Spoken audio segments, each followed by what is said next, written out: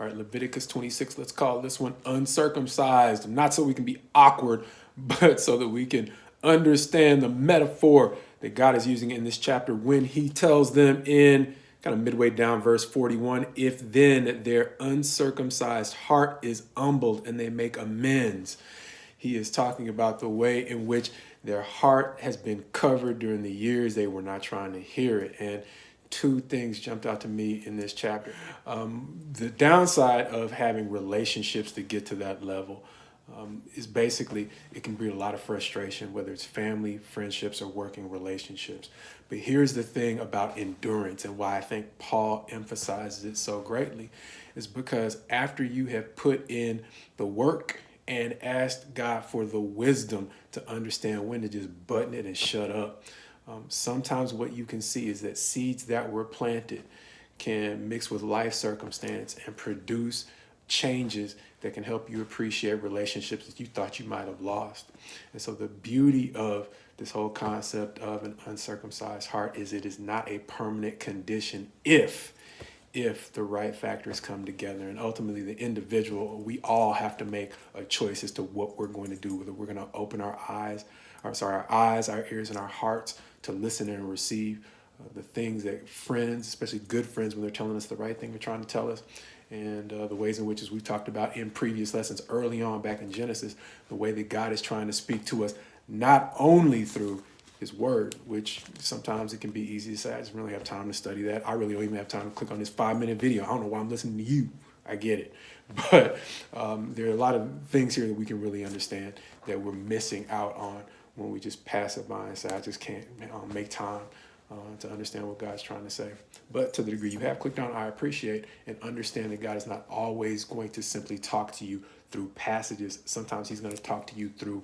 people who have read the passages that you might have missed. Even as I studied, one of the key pieces of advice I got as they were sending us off into the world of ministry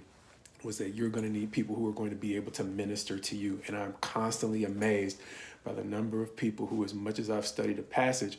who can help me see an insight into something I was missing personally in the application of things I've seen over and over again. And so we need one another, not only one another's love and encouragement, but one another's insight, because sometimes simply getting a different perspective from another lived experience can help me get an insight that I really need. And so ultimately, it's a question of, one, us all reaching a point where we can remove those hard spaces over our heart that's preventing us from wanting to hear. And then two, trying to ask God for the wisdom to understand every way in which he is speaking to us, not passing on our own responsibility to, at least spend a little bit of time in trying to understand what he's written to us, but then also listening to those people who we know in our heart are reliable sources for information, not just taking their word for it, because the Bible challenges us to use another concept called being a Berean. The Bereans were a church that, no matter how great a reputation Paul had, they, with an honest heart, diligently sought to verify whether or not what he was saying was true. So even when you have good friends can make mistakes. And so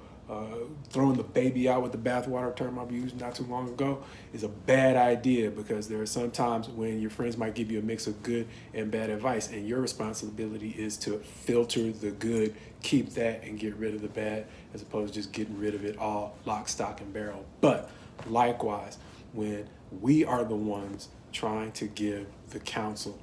it's sometimes a mix of good and bad. Sometimes it's good for us not to be offended if folks don't take all of our advice,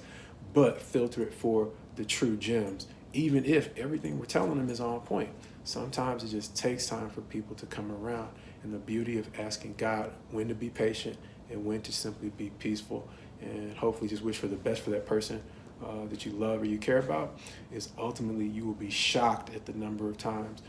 relationships will come back around as God continues to work with a person that you care for, but you just can't get along with right now. So the beautiful part about this concept of an uncircumcised heart is God is telling us it doesn't have to stay that way. But with wisdom and patience, we can see growth in relationships we might have given up on.